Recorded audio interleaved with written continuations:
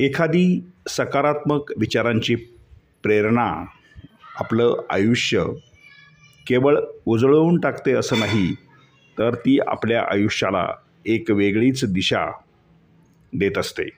गुरुशिष्य करंडकाच्या निमित्तानं माननीय अतिथींनी मांडलेलं हे प्रेरणादायी विचारांचं अप्रतिम भाषण. तात्याराव शिरवाडकर या दोघांही प्रवृत्तींना प्रथमतः वंदन करतो. आणि खरं तर नाशिकच्या विविध कला दर्शन क्षेत्रात आणि ज्ञानाचा हा उत्सव, हा जो ज्ञानाचा उत्सव आयोजित केला आणि ती भूमिका मांडली आपल्या आदरणीय सन्माननीय भाऊंनी. आणि त्या भाऊंनाही तितक्याच मुलामुलाची साथ दिली ते आमचे सन्माननीय नाठे सर असतील, त्याबरोबर शेवलीकर सर असतील आणि कर्डिले सर आणि त्यांचा सर्व गोवर्धनाला काठ्या लावणारे सर्व जे ते सर्व प्राध्यापक वृंद आणि त्यांचे सर्व सहकारी. खरं तर भाऊंसारख्या व्यक्तीला, अशा व्यक्तींची साथ लाभणं म्हणजे मला नादो महानवरांच्या ओळी आठवतात. या नभाने या भुईला दान द्यावे, या नभाने या भुईला दान द्यावे आणि या मातीतून चैतन्य गावे. कोणती पुण्य अशी येती फळाला, कोणती पुण्य अशी येती फळाला. जोंधळ्याला दान हे लगडून जावे, जोंधळ्याला दान हे लगडून जावे. अशा प्रकारचा हा नाशिकचा साहित्याचा, ज्ञानाचा आणि वेगवेगळ्या कलागुणांचा आविष्कार असणारा हा ज्ञानोत्सव नवोन्मेष आणि खऱ्या अर्थाने आपल्या नाशिकच्या कलाक्षेत्रातला आपल्या विद्यार्थ्यांमधला प्रतिमा आणि त्यांच्यातील कलागुणांना वाव देणारा हा उत्सव. विद्यार्थ्यांमध्ये, आपल्या मुलांमध्ये, विद्यार्थ्यांमध्ये, मुलींमध्ये, प्रत्येक ग्रामीण भागात, शहरी भागात, जिल्ह्यामध्ये प्रचंड टॅलेंट भरलेला आहे. पण या टॅलेंटला कुठेतरी चांगलं अधिष्ठान, चांगलं व्यासपीठ उपलब्ध होणं गरजेचं आहे. आणि आदरणीय सन्माननीय भाऊंच्या दूरदृष्टीतून हे जे व्यासपीठ उपलब्ध करून दिलं आणि 42 वर्षापासून आता सुवर्ण महोत्सवाकडे वाटचाल करणारे व्यासपीठ आपल्यासाठी सगळ्यांसाठी अभिमानाची, आनंदाची आणि गर्वाची गोष्ट आहे.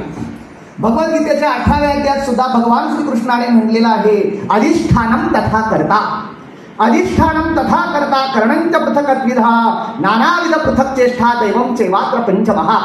म्हणजे कोणतंही चांगलं कार्य करायचं असेल तर पहिलं अधिष्ठान लागतं आणि ते अधिष्ठान खरं तर या केकेवाकच्या रूपाने आपल्या सर्वांना मिळालेलं आहे. त्यामुळे आपण आपल्याला नाशिकला भाग्यवान समजायला पाहिजे. भाऊंच्या दूरदृष्टीतून आणि या सर्वांच्या सहकार्यातून अशा प्रकारचं सुंदर अधिष्ठान आपल्याला लाभलेलं आहे. आणि यांच्यासारखे करते आणि इथे झालेल्या आज वेगवेगळ्या चेष्टा म्हणजे वेगवेगळे परफॉर्मन्स ते आपण बघितले. आणि खऱ्या अर्थाने नाशिकचं कलाविश्व, नाशिकचं नाट्यविश्व, नाशिकचं प्रतिभाशक्ती ती किती अद्वितीय आणि अलौकिक आहे याचा वेगवेगळा आविष्कार आपल्याला घडतो आहे. खरं तर एका ठिकाणी म्हटलेलं आहे, विद्यार्थ्यांना घडवायचं असेल to develop youth with global consciousness and competence, की विद्यार्थ्यांमध्ये ग्लोबल कॉन्शियसनेस असला पाहिजे आणि कॉम्पिटन्स पण असला पाहिजे. आणि हा घडवण्याचा प्रयत्न, हा घडवण्याचा सातत्याने सराव, हा घडवण्याचा सातत्याने एक उन्मेष जागृत करण्याचा प्रयत्न या गुरुशिष्य स्मृती महामहोत्सव या माध्यमातून पुन्हा पुन्हा चालू आहे. हे आपल्यासाठी खरं तर अभिमानाची गोष्ट आहे. वक्तृत्व म्हणजे काय? वक्तृत्व म्हणजे फक्त अंगविक्षेप नव्हे. वक्तृत्व म्हणजे काय तर वक्तृत्व म्हणजे फक्त जे पाठांतर नव्हे. वक्तृत्व म्हणजे कुठेतरी जे कुठेतरी एक लिंक लावायची आणि त्या दृष्टिकोनातून सरळ केलेली वाटचाल नव्हे, तर वक्तृत्व म्हणजे अंतरंगातलं बाहेरच्या हृदयापर्यंत पोहोचवणं. संत ज्ञानेश्वरांनी म्हटलेलं आहे, हे हृदयीचे ते हृदय. वक्तृत्वाची एका वाक्यात डेफिनेशन सांगतंय की हे हृदयचे ते हृदय तर पोहोचवता आलं, मग समजायचं आपल्याला वक्तृत्व करता आलं आणि वक्तृत्व जाणता आलं आणि वक्तृत्व अंगीकारता आलं.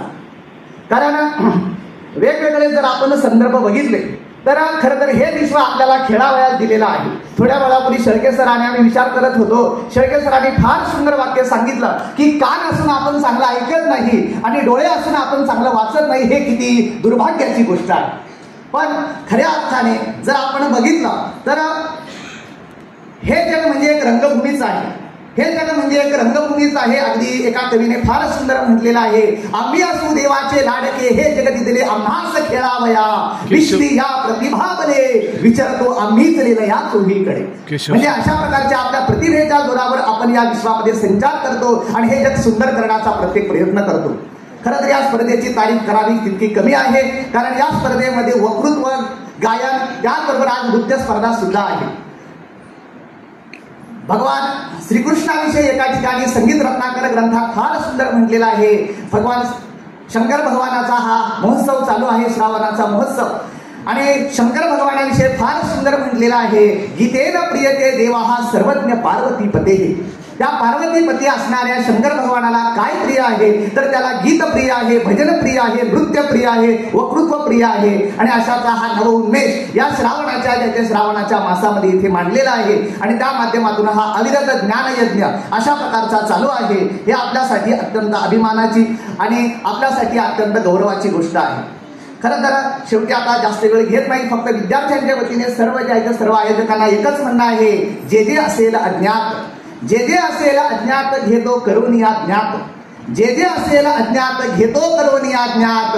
पाठीवरती मात्र हवा तुम्हा प्रेमळांचा हात, पाठीवरती मात्र हवा तुम्हा प्रेमळांचा हात. पुन्हा एकदा सर्व यशस्वी झालेल्या व यशस्वी न झालेल्या सुद्धा पण आपली कला इथे येऊन सादर करण्याचा मान घेणाऱ्या आणि आपल्या आयुष्यात एक पाऊल पुढे टाकणाऱ्या सर्व विद्यार्थ्यांचं खूप खूप अभिनंदन. आणि हा ज्ञानयज्ञ, हा अमृत रसायनाचा यज्ञ असाच अविरत अखंड चालत राहो. आणि याचा सुवर्ण महोत्सव नाही तर शतक महोत्सव सुद्धा मोठ्या प्रमाणात महाराष्ट्रभर भारतभर साजरा हो हीच अपेक्षा इच्छा व्यक्त करतो आणि माझे 2 शब्द संपवतो. धन्यवाद.